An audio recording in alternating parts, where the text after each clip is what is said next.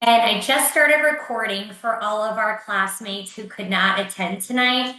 I first want to thank everybody for making this happen. I know it's a really busy week, and we have so many students who deserve congratulations for graduating and family in town. But the MBA program is getting started, so we need to make sure that you guys have all of the information that you need. So we will keep it brief, but we will certainly allow time for questions and everything of that nature. So welcome to our new student orientation, and we're so excited for you to get started. I first want to introduce myself for anyone on the Zoom who doesn't know me. I am Dr. Ashley Bosnick. I am brand new in the MBA director role, though I am not new to Monmouth. I have been serving as a lecturer for 4 years, and I've gotten to really forge close relationships with students as undergrads. And I look forward to seeing how those develop in the future, and also welcome any students who did not attend undergrad at Monmouth or who are working professionals. And just know that I will work with you through this entire process, and I will be here to facilitate your success. I would like to let Nikki introduce herself because she is a really pivotal part of our program. So Nikki, if you don't mind, go ahead and give an introduction. Hi, everyone. Most of you probably already know me. I think everybody on here is probably coming into the MBA from the 5-year program, I think, as far as I can see. And if you're not, excuse me, but I have met or dealt with most of you. So as many of you know, I've been in this office actually for about 12 years. So I do know the MBA sort of inside out, upside down. So between Dr. Bosnack and myself, we can probably answer pretty much any question you have. Okay. Thank you, Nikki. Just wanted to give you guys a little overview of our office. Nikki and I work as a great team, and we are really here to assist you with degree mapping, program completion, and the MBA curriculum. When it comes time to update your schedules, I can work with you hand in hand on that.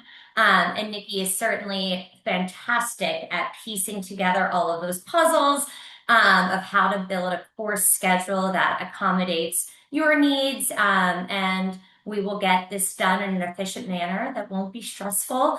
I know sometimes undergraduate advising can be quite difficult. I do believe with Nikki and I collaborating on this initiative, we should have this pretty streamlined, but just do pay attention to our emails when we reach out when it's time to get registered. We're also here to help you with any university policies, any Leon Hess School of Business policies, and this orientation is really to outline some of those pivotal differences, which we will get to. I am also very big on providing career connections. If you had me as an undergraduate student, you'll know that bringing guest speakers in was something that I was always really passionate about. So that will be continued through your graduate studies. I'll provide you with plenty of networking opportunities, but I do need you guys as graduate students to take advantage of those and to follow up with those leads. But our office will certainly facilitate a lot of that. And that goes hand in hand with mentoring and career information.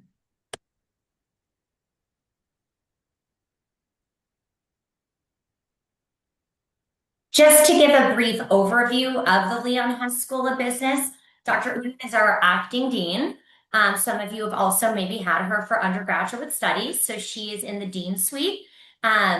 Nikki and I would really be your first line of defense, but if you needed anything, of course, the dean is always here to provide that support. We also have 4 department chairs, which you can see on this list. Chairing economics, finance, and real estate is Dr. Race. Dr. Min Liu is the department chair of marketing and international business. Dr. Joe McManus is the department chair of management and decision sciences. And Dr. Gilda Asler is the department of accounting. And I do see that we just admitted 3 additional students. We already got started, just being time conscious of the Beta Gamma Sigma dinner tonight. But those of you who just jumped in, welcome to our brief orientation. So our office is pretty much always open. You will see either Nikki or I smiling face ready to greet you. We are in normal business hours, but I am absolutely willing to meet with any students, whether it's in person or on Zoom, if you'd prefer to schedule something. And as my advisees know, I will make myself available in the evenings if that's what best suits you. I sometimes even do weekend advising. Whatever you need to make you successful, I am certainly here to ensure that and facilitate that. The best way to get an appointment with me, though, outside of regular business hours would absolutely be to set an appointment. So this just shows our MBA curriculum. And we can certainly go through this with each student on a more individual basis, but we at least wanted to show the foundation courses, which many students have actually met those requirements already, and been waived out of those.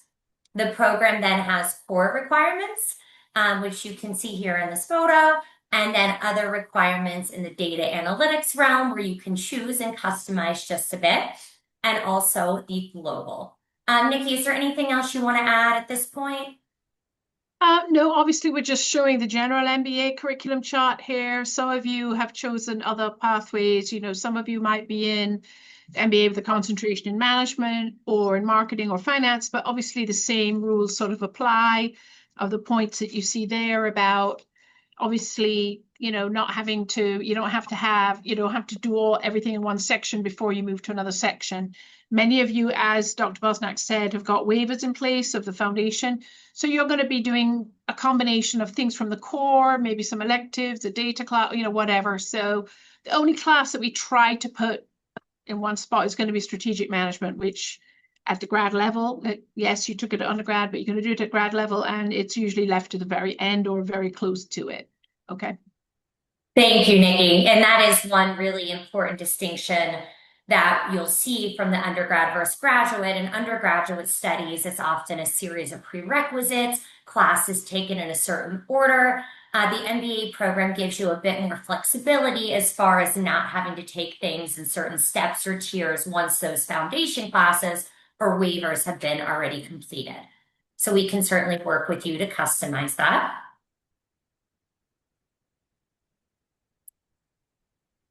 So as far as our MBA curriculum goes, you have a lot of degree requirements and specifically policies that I'm going to outline in the next few upcoming slides. The course formats, we love at Monmouth having our students on campus and really bringing life to it. So most of our classes will meet here on campus, but we do have some courses that would be online and hybrid, whether that's synchronous, which means that we're all online together, or asynchronous, meaning more of a true online type of format. And Nikki, the summer schedule, are most professors doing those in a more of a synchronous type of manner?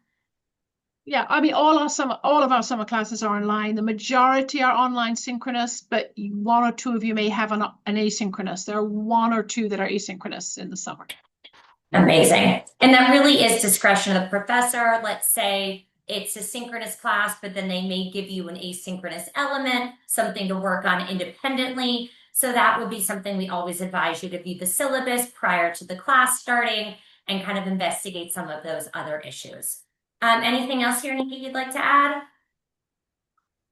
Not really. Just to mention again that, it used to be that all our fall and spring classes are all on campus. You may find now that you're going to get one or two online synchronous or asynchronous peppered in your particular pathway. We've just been doing that to just shake things up a little bit and because of some demand for that. So just look out for that. But primarily in fall and spring, you're going to be in the classroom. Obviously, a couple of things on there. One of the points is substitutions. Occasionally, we may have to make a substitution. I can handle those for you. It could be that there's a different topic that a department offers in a particular semester, and you might want to take that. So I might have to sub it in for one of your electives or whatever. Independent studies, they're not just handed out like anytime you want one, you can get one. They're really saved for highly extenuating circumstances where if for some reason you can't take that class. Most of you who I've worked with, pretty much everybody here already has your schedule, and I've worked it all the way through so that we can avoid that situation. So just be aware, independent studies, I mean, they can happen, but it would have to be something pretty extenuating for that. Okay. But anytime you have an issue, the great thing that you have now at graduate school is you actually have this office, which is, open all day, and you can come here for anything. And even if you don't quite remember, like, oh, what did they say in that seminar? I can't remember. Just come here. Just come and ask us, and we'll help you. Yeah, just to give an example of an MBA independent study, while I'm new in this role at Monmouth, I served at my prior institution as MBA director for 6 years.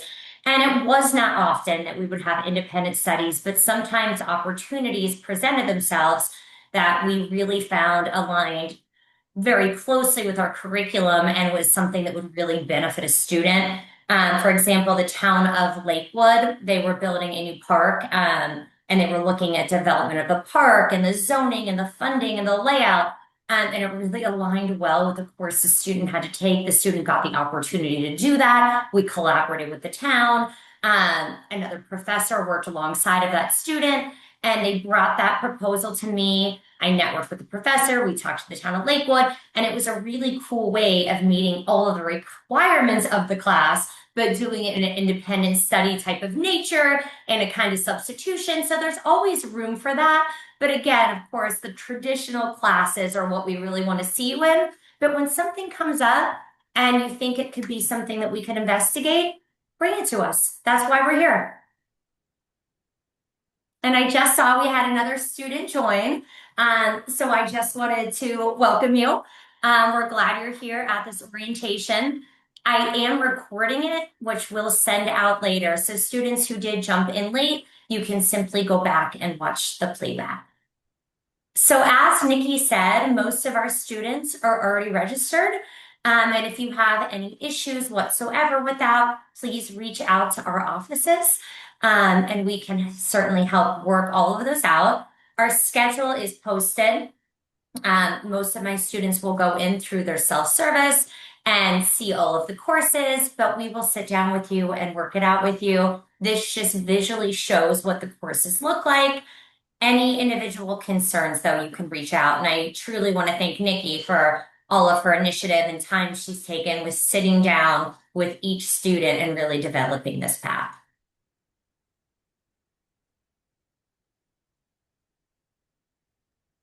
And I do want to also note that here at the bottom of the slide, you can see you can register obviously way ahead for our classes. We project sometimes a year and a half out with scheduling. So if anything does come up and you're wondering what's offered in January of 27, we can answer that question for you. When you're looking at your student records, you'll be able to find online exactly what's required and what you've met. So it will look something like this. That is your ability. And as a graduate student, we are going to place a lot more responsibility on our graduate students. So graduate students should be aware of the courses that they're taking, aware of what their requirements are, everything in their self-service student planning audit. They can track, look at, understand the courses, see exactly where they are. And then, of course, we will work hand in hand with you. As you get closer to your graduation date, all students are required to apply for graduation, which doesn't just mean getting your cap and gown. It's a trigger to the registrar to run your official degree audit. The benefit of that is you've looked at your systems, we've looked at your systems, but the registrar gives that final look and ensures that all requirements have been met. Doing that in advance gives us the ability to see if there's any deficiencies that we can clear up prior to your semester of graduating. So when you see emails from our office or from the registrar's office, it's really essential that you read them, follow any instructions, and do all of the audits and applications that we ask of you.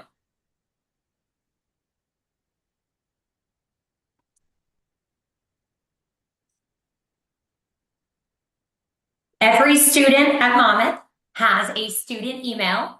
We would ask that you frequently check those, as that's where you'll hear communication from our end.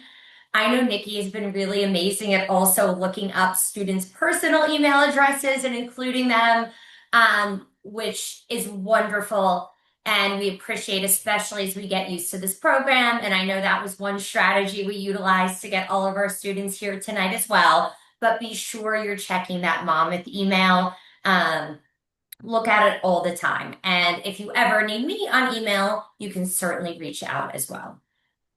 Yes, I would second that. The only time I use your other email is at for something like this right at the beginning, especially if you're a new student that didn't go to Monmouth previously. After this, it's going to be all through your Monmouth email. So that is really what you have to look at. And it also means that the university wants you, if you're requesting us to register you or do anything on your behalf, use your Monmouth email to do that. It carries the weight of us being instructed, and we can do that. When it comes from any old email, they're not so cool with that. I won't ignore it if that's what I see, but try and really use your Monmouth email all the time with us. Amazing. And this is where we get into some of the important details of why Nikki and I wanted to hold this orientation. And what you will see is that you're going to see differences from undergraduate studies versus graduate in these next few slides that we really want you to be aware of, especially when we get to the slides on grading. Just as we lead up to that, we want to be really mindful of the important dates that the university has set. I know that I check these all the time. I simply Google Monmouth University academic calendar and it comes up fall of 26, spring of 27, all of the summer dates. So while Nikki and I will be there to send reminders and greet you as graduate students, it really is your obligation to be aware of all of these dates, when classes start, the week of final exams. But really the second point here I want us to be particularly mindful of.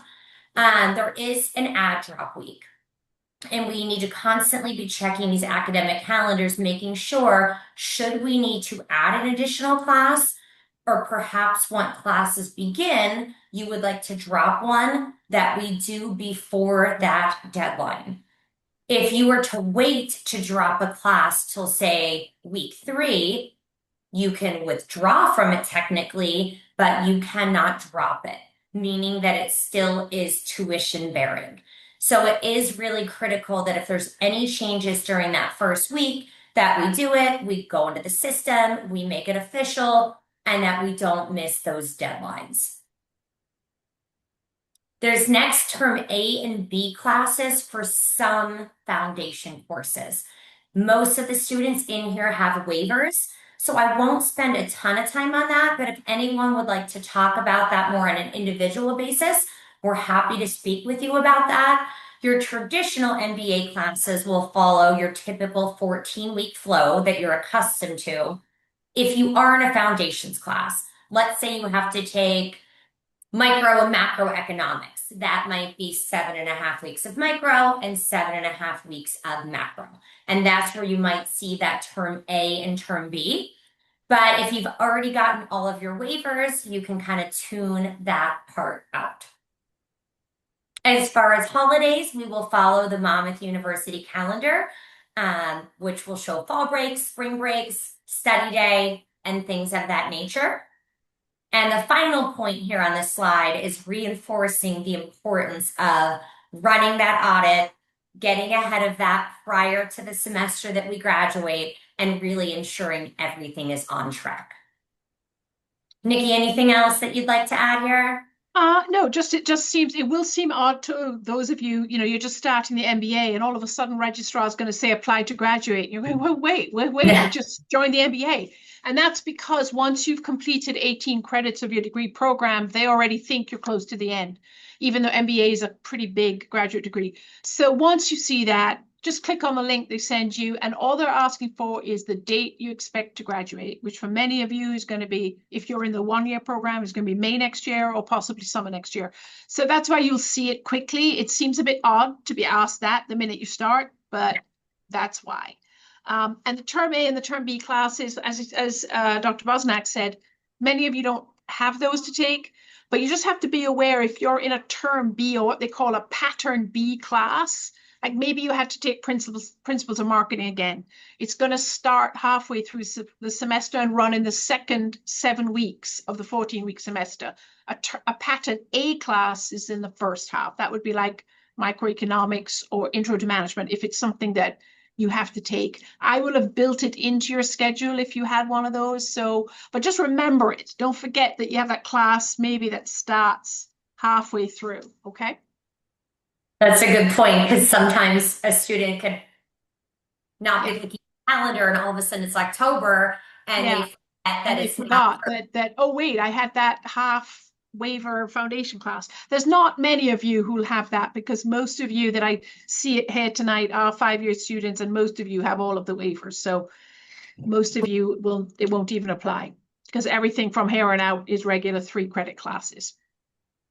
Perfect. And this just visually shows what you can find online, but I can certainly follow up as we're getting closer to some of these deadlines.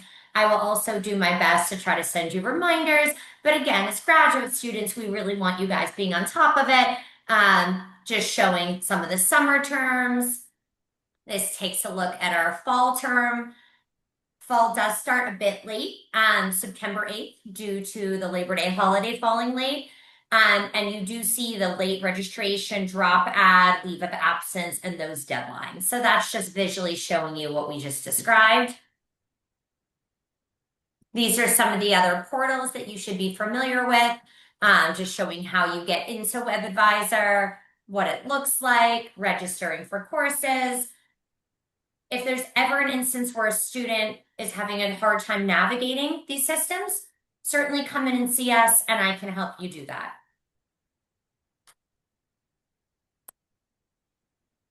This is where some other distinctions really occur in our Monmouth University Hess School of Business MBA graduate program.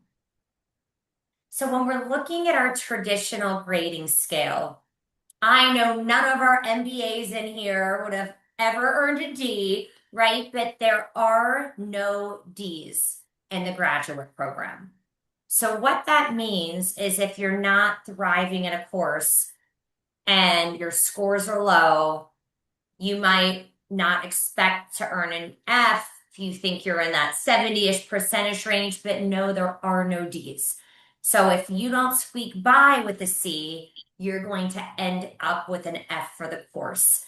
And I say squeak by with a C because that is not what our expectations are for you. As graduate students, we really expect that you're earning A's and B's in your courses.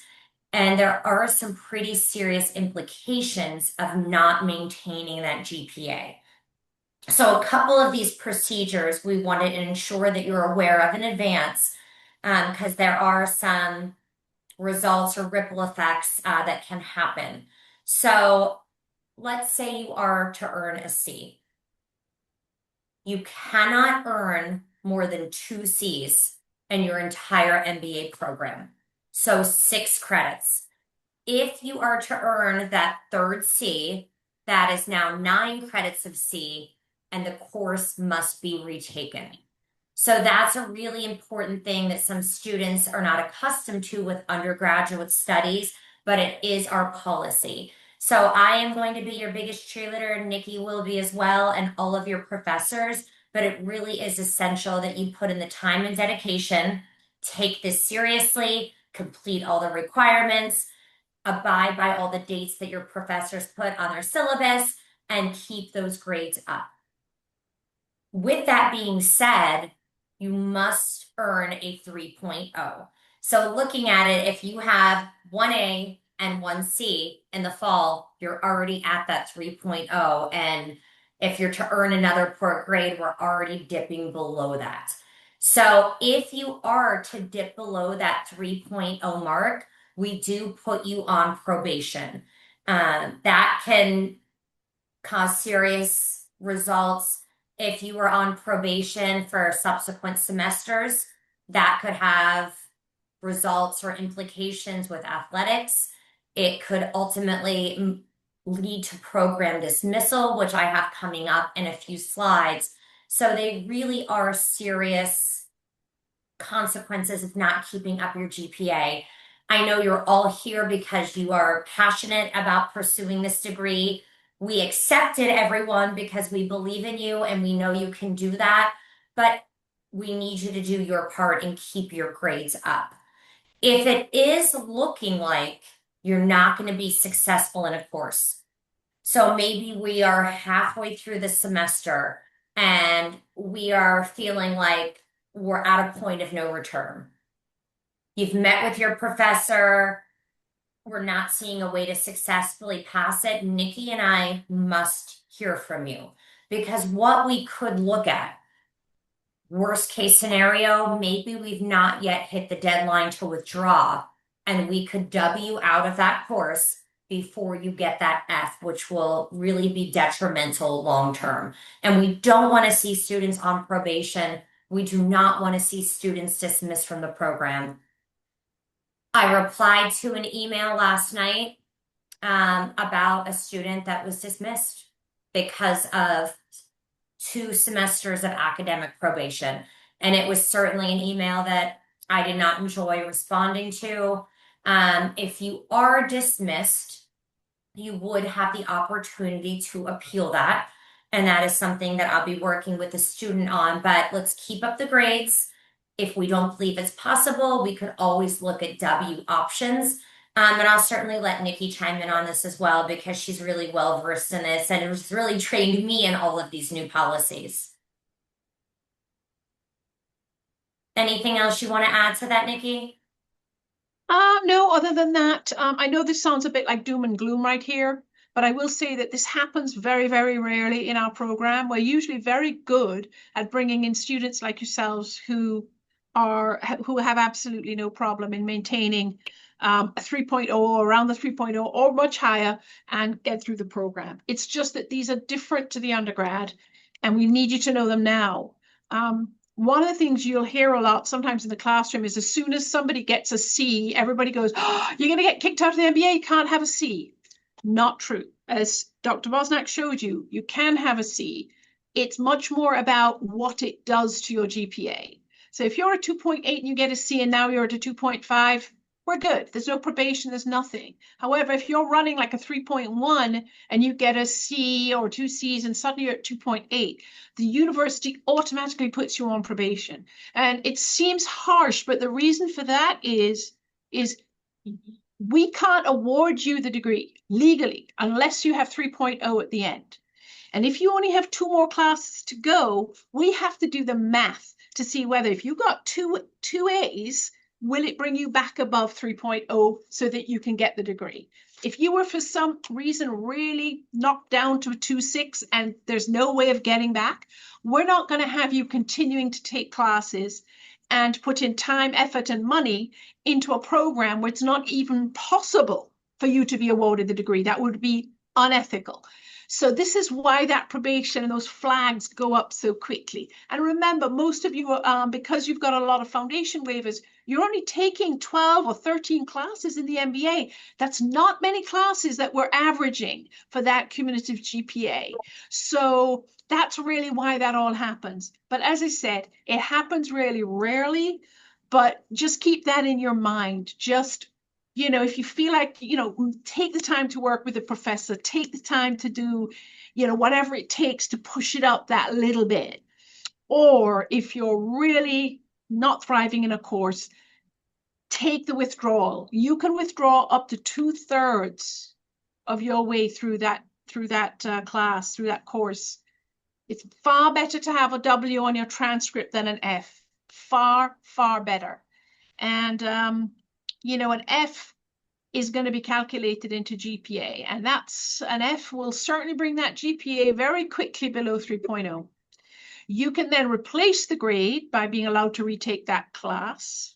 So that could help and bring it back up and kick the F out. But if somebody was looking at your transcript, they'll still see at the bottom that you had an F at some point. So just really bear that in mind and talk to us. Just say, I know there was something they said, can't remember. Talk to us. Make appointments. We'll get on the phone, Zooms, the office, whatever.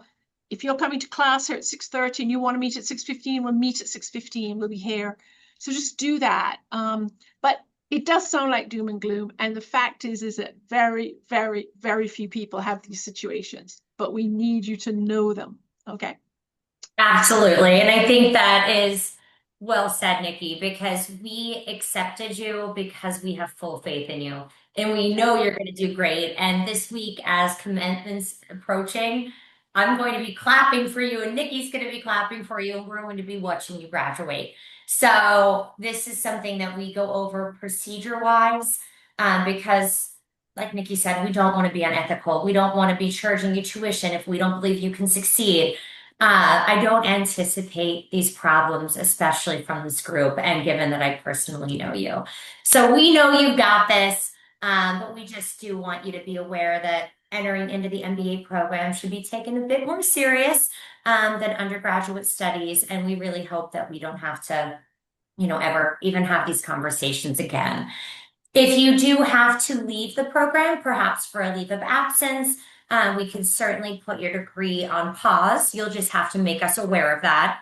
What we don't want to see you do is just take off a semester without telling us. So that's, whether it's possibly something for a trip or something with your family, we can, of course, accommodate that. If you are dismissed, there's things we can look at years down the road of possible amnesty and returning. I think that we could kind of cross that bridge if we're ever in that situation. It is, something that certainly is very unique. And we're going to do our best, and you guys will do your best to ensure that we don't get any students on that academic probation. Quite sure you guys probably are reading the entire graduate catalog in full detail. And that will be something that we can synthesize for you and keep you always aware of the policies. But just know if you ever want to go and take a peek at it and look at it, you can access it under your student portal, just where you access all of your other important documents. You can read over it. You can see all of these policies, exactly how they're articulated and the exact verbiage in the graduate catalog if you want. There's different things in there about these policies, plagiarism. These are things that obviously we take really seriously. So making sure our work is authentic and nothing that violates the professor's policy. Now that we have AI so prevalent, I am the biggest fan of AI. But we need to make sure that we know when we're allowed to use it, when we're not. And the best clarification with that would be to come directly from your professor. So if that's something that they want you doing without the assistance of it, that would be something that they will articulate that could be in their syllabus, but making sure our work is our own and authentic. And of course, that's what we expect from our graduate students and something that I'm quite sure you will produce. So why are you in this program? I can't wait to talk to you more individually, but just know that if it's because of progression, this is going to be a major stepping stone in getting you there. I remember when I completed my MBA, I felt like doors were flying open. The job search process suddenly changed in a way that was very favorable. But I also took advantage of all of the opportunities that my MBA provided me through career services, through guest speakers. So if that is your intent, we will work with you. I'm happy to sit down with students and look at resumes, talk to you about digital portfolios. I'm thinking about integrating some of these sessions into like an optional session for any students who would need it. But we are here to provide you with these career connections and really facilitate your success. Perhaps you are career switching, and that's something that I'm really excited for you about. If we have any career switchers about looking how to leverage possibly what you studied in undergrad, if it was not business, and now capitalizing on the synergy that an undergraduate degree in something non-business related can provide with the MBA and investing in yourself. You're going to feel so proud once this program is completed. It's going to be really a feather in your cap and something that's going to be so impressive to prospective employers. Or if you're already in the working field, something that will I would say facilitate promotions and really provide you with not just a job right now, but really a career where you're going to have that upward mobility and hopefully serve in managerial roles and keep climbing that proverbial corporate ladder. And we will also build your network. So what this MBA is going to do for you is going to certify that you have this deep knowledge in all functional areas across business. Really how to think strategically, critically, analytically, and stretching way beyond the scope of undergraduate. How to solve problems, how to look at cases that real businesses have, how they combated challenges and provide you with those skills that are going to differentiate yourself from just being someone who's in the working field to actually becoming that leader. So we will teach you how to make critical decisions under uncertainty. Of course, we'll teach you how to mitigate that uncertainty by utilizing data and cases and past history and analytics. And we really feel like this is something that's really going to provide you with that career mobility. So I want to congratulate you on being here and know that you'll be successful. I know that we have a banquet to get to, so Nikki and I just have a couple more slides we'll close out on. But these just show some of our systems that will be at your fingertips. So of course, eCampus, that is where you're going to find all of your course materials. So all of our professors post their weekly lessons, their syllabus. So accessing that, again, if you can't figure it out, set up a Zoom room meeting with me. I'll sit down with you and I'll show you. But it is critical that you're on eCampus. Most of the professors require you submit your work through there. So if you're not familiar with that system, let's be sure to get you up to speed. You have your self-service and an underutilized resource here at our university, I believe, is our library resources, where you can find and access all sorts of different peer-reviewed journals. We have subscriptions to provide you with them. This will really help if you're trying to prove a data-based argument based on that from past peer-reviewed studies. So don't forget to take advantage of those resources. And surely we will be adding you and your future employers to this list. This just shows some of the employers that we have worked with, some of the employers where our students are currently thriving, that we could bring in some guest speakers. And we can't wait to either add you to this list or put the logo of your company on here as well. So I'm going to just say a couple closing remarks and I will let Nikki as well. And I really want you guys to enjoy this week.